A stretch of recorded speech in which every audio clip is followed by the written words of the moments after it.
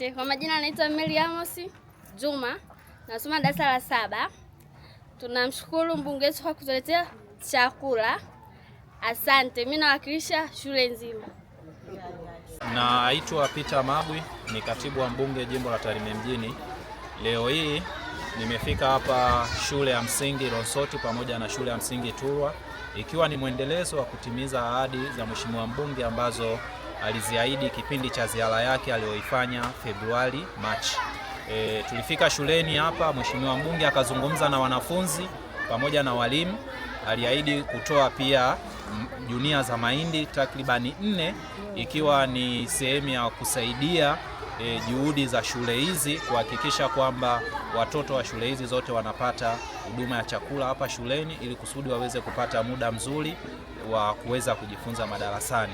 Mheshimiwa aliahidi jumla ya gunia 4 kama nilivyosema, kwa maana kwamba shule ya msingi Turwa gunia 2 pamoja na shule ya msingi Ronsoti gunia 2 za mahindi. Nipende kutumia nafasi hii kuzungumza pia na wazazi wa wanafunzi ambao wanasoma mahali hapa, lakini vile vile pia na wadau wengine wa elimu. Wakati mheshimiwa aliahidi gunia hizi za mahindi, ni bahati mbaya sana wazazi wengine wanaweza wakachukulia labda kiongozi mmoja ama mtu mmoja akitoa kitu basi hicho ndicho ambacho kinaweza kikatumika kwa muda wote. Kwa mfano kama gunia hizi za mahindi, wanaweza kufikiri mbunge alitoa gunia.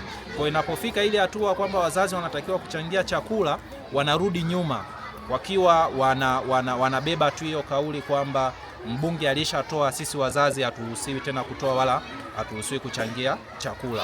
Nipende kusema kwamba chakula hiki ambacho tunatoa ni sehemu tu ya kuweza kusaidia kwa siku moja, siku 2 ama siku 3. Lakini jukumu kubwa tunatambua litaendelea kubaki kwa wazazi ambao watoto wao kwa muda mrefu na kwa muda mwingi wanautumia hapa shuleni. Hivyo basi nipende kuwaomba wazazi wa wanafunzi wote wanaosoma ndani ya shule hizi 2, Turwa pamoja na Ronsoti, waweze kuendelea kuchangia chakula ili watoto wao basi waweze kupata chakula hicho na kupata muda mwingi na mzuri wa kuweza kujifunza katika masomo yao. Vile vile niombe pia wadau wengine wa elimu ambao wanawiwa na elimu yetu ya ndani ya mji wa Tarime kuiona ikiwa ni elimu ambayo ni bora, elimu ni nzuri na watoto wetu wanaweza kupata ufaulu ambao mzuri.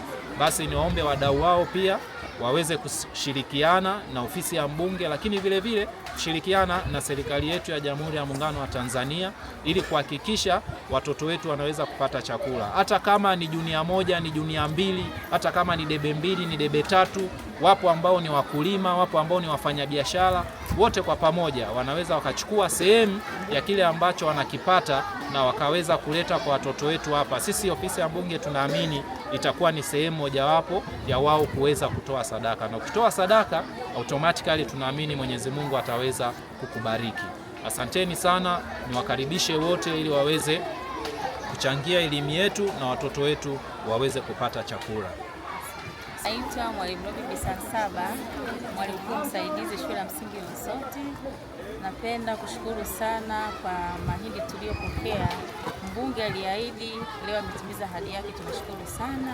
Lakini wito wangu ni kwamba wakati mwingine aweze kutuongezea, kwa sababu tuna watoto wengi, hicho kiwango ni kidogo.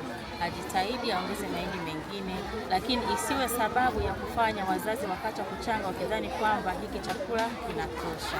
Asante sana, Mungu awabariki. Mwalimu Brighton Gaspar Waliomi, mwalimu mkuu msaidizi wa shule ya msingi Turwa.